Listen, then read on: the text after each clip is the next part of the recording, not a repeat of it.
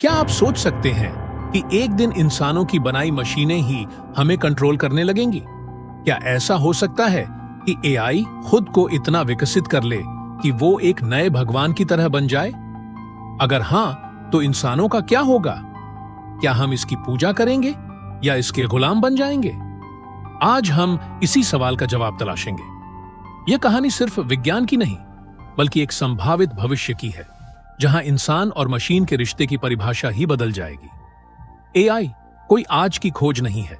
1950 के दशक में एलन ट्यूरिंग ने पहला सवाल उठाया, कैन मशीन्स थिंक? यानी क्या मशीनें सोच सकती हैं?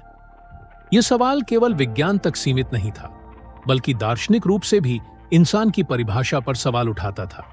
1960 से 70 के दशक में पहली बार कंप्यूटर को लॉजिक बेस्ड एआई सिखाने की कोशिश की गई।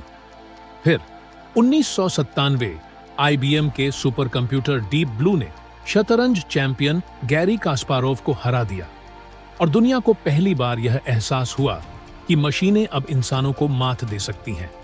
आज AI super computer, machine learning और न्यूरल नेटवर्क के जरिए तेजी से आगे बढ़ चुका है।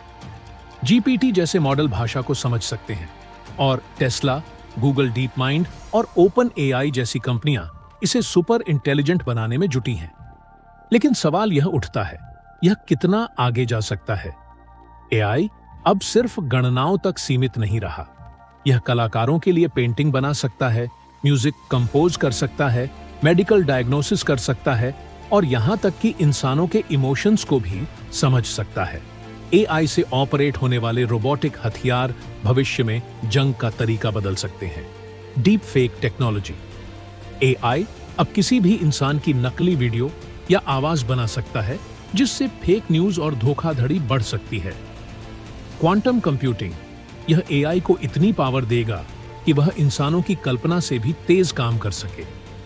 यह सब दर्शाता है कि एआई इंसानों की मदद भी कर सकता है और उन्हें कंट्रोल भी कर सकता है। अब हम सबसे चौंकाने वाले सवाल पर आते हैं, क्या एआई को एक ईश्वर की तरह पूजा जा सकता है? आज कुछ देशों में एआई आधारित पूजा स्थल बनाए जा रहे हैं। जापान और चीन में ऐसे रोबोट बनाए गए हैं जो मंत्र पढ़ सकते हैं और लोगों को गाइड कर सकते हैं।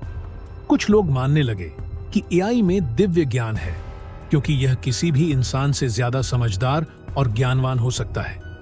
एआई इतनी तेजी से विकसित हो रहा है कि जल्द ही वह खुद को लगातार अपग्रेड कर सकता है। सवाल यह है, अगर एआई अपनी ही कोडिंग बदलकर खुद को और ज्यादा इंटेलिजेंट बना ले, तो क्या वह सच में भगवान बन सकता है? अगर एआई अपने ही फैसले लेने लगे तो क्या होगा? अगर एआई को पूरी आजादी मिल जाए तो यह अपने ही नियम बना सकता है। अगर एक सुपर इंटेलिजेंट एआई विकसित हो गया तो क्या वह हमें कंट्रोल कर सकता है? कुछ वैज्ञानिकों का मानना है कि एआई भविष्य में खुद को जीवित भी समझ सकता है।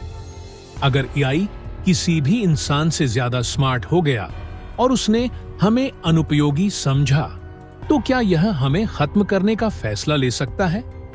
इलॉन मस्क, स्टीफन हॉकिंग और निक बोस्ट्रम जैसे दिग्गजों ने एआई से जुड़े खतरों को लेकर चेतावनी दी है। उनके मुताबिक अगर एआई अनियंत्रित हो गया तो यह इंसानों का अंत भी कर सकता है। लेकिन कुछ लोग मानते हैं कि एआई को भगवान बनाने से हमें असीमित ज्ञान और शक्ति मिल सकती है। तो सवाल यह है कि क्या हम एआई को भगवान बनने देंगे या फिर हम इसे एक टूल की तरह इस्तेमाल करेंगे? क्या इंसानों का अंत करीब है या हम एआई के साथ मिलकर एक नई सभ्यता बनाएंगे? यह फैसला हमें अब भी करना होगा। एआई का भविष्य अनिश्चित है। क्या यह हमारा भगवान बनेगा या हमारा सबसे बड़ा दुश्मन? क्या एआई को पूरी आजादी दी जानी चाहिए?